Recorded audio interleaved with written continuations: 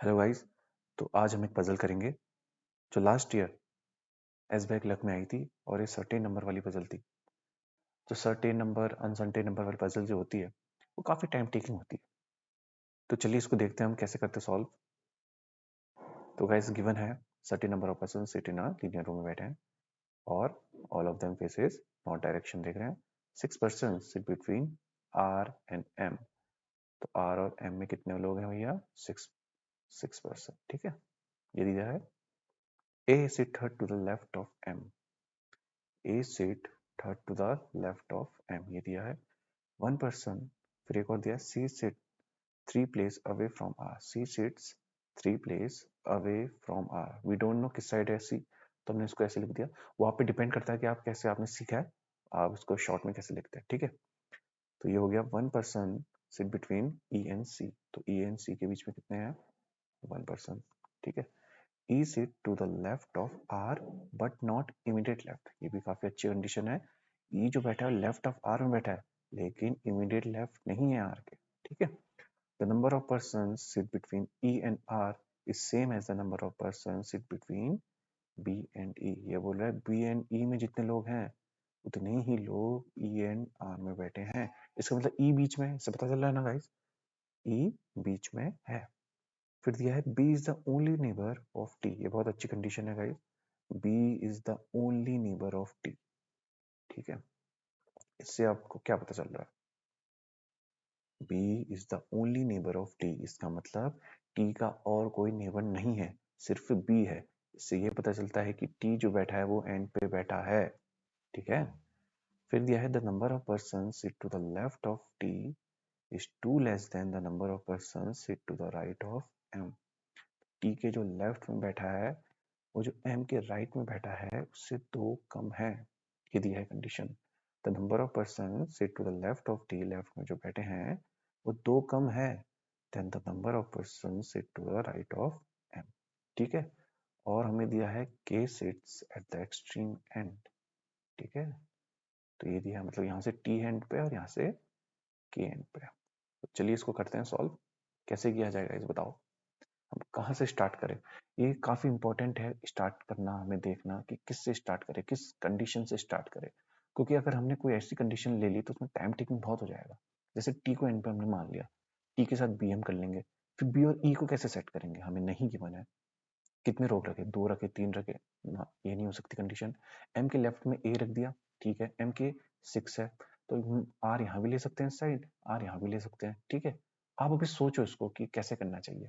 फिर आर के उसमें सी है और सी इस साइड ले या इस साइड ले, मतलब यहाँ इससे बन जाएगा लेकिन थोड़ा लॉन्ग लग रहा है ना कि हमें 2 कंडीशन से चलना पड़ेगा। पहले सी को आर के लेफ्ट में लेना पड़ेगा, फिर सी को एक बार आर के राइट में लेना पड़ेगा।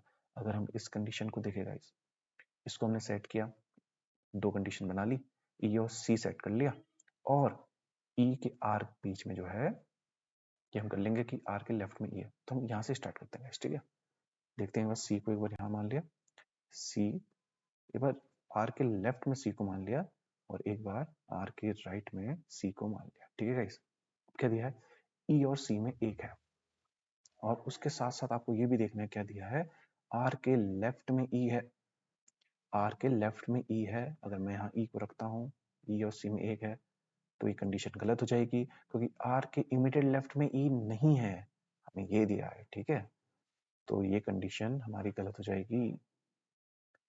तो हम ई को कहाँ मानेंगे?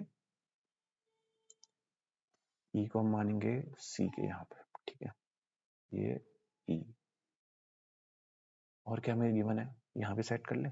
यहाँ देखो सेट नहीं हो सकता गाइस, अगर मैं ई को यहाँ मानूं या यहाँ मानूं, आर के लेफ्ट में ही है लेकिन यहाँ तो आर के राइट में ही जा रहा है, तो ये कंडीशन तो पूरी ही रॉन्ग हो गई। ठीक है, तो इसको हम हटा देंगे। देखो हमारे पास अब एक ही कंडीशन बची है, हम इसको सॉल्व करेंगे। ठीक है, अब क्या करेगा इस, अब बताओ, ये हमें दिया है कि ई और आर के बीच में जितने हैं वही बी और ई के बीच में है। तो ई और आर के बीच में कितने हैं? 1 2 3 एंड 4, और मैं यहाँ बी को नहीं रख सकता तो बी इसी साइड आएगा, 1 2 3 and 4 and this is B. ठीक है, और बी एक नेबर है सिर्फ टी का, इसका मतलब टी साइड आ जाएगा, टी एंड पे, तो इस साइड से तो क्लोज हो गया। अब देखो गाइस, अब हमें दिया है कि टी के जो लेफ्ट में है वो एम से 2 कम है। इसका मतलब क्या होगा कि एम के राइट पे 2 होंगे, तभी 2 कम होंगे तो टी के लेफ्ट में कितने 0 बचे। ठीक है, तो ये हमें यहाँ से देखना पड़ेगा, लेकिन अभी हम m को फिक्स नहीं कर सकते क्योंकि हमें पता नहीं है कि m कहाँ आएगा। अब क्या करेगा इस, ये कंडीशन दी है m और r में 6 है, अगर मैं सेट मानता हूँ तो दिक्कत हो जाएगी क्योंकि m के राइट में हमें कितनी चाहिए, 2 ही चाहिए। तो यहाँ लेंगे हम 1 2 3 4 5 एंड 6। यहाँ मैंने m ले लिया, नहीं लेंगे, यहाँ लेंगे हम क्योंकि 1 2 3 4 5 6 है बीच में। ठीक है, तो ये हो गया। अब क्या होगा, m के राइट में 2 है, m के राइट पे 2 है। ऐसा क्यों किया, क्योंकि देखो m के जो राइट में है कितने 2 है, वो t से कम है। ये दिखे है, कंडीशन पढ़ी एक बार, the number of person sit to the left of t is 2 less than the number of person sit to the right of m। 2 कम है। ठीक है, बन गया गाइस। अब क्या दिया हमें, m के लेफ्ट में, थर्ड लेफ्ट में a है, 1 2 एंड 3, तो यहाँ आ जाएगा a। और हमें k दिया है n पे, तो यहाँ आ गया k। ये बन गया देखो गाइस। तो यही एक कंडीशन हम कौन सी इसमें ले जिससे हमारा जो क्वेश्चन है वो जल्दी बने। ठीक है, तो ये गाइस इसका आंसर।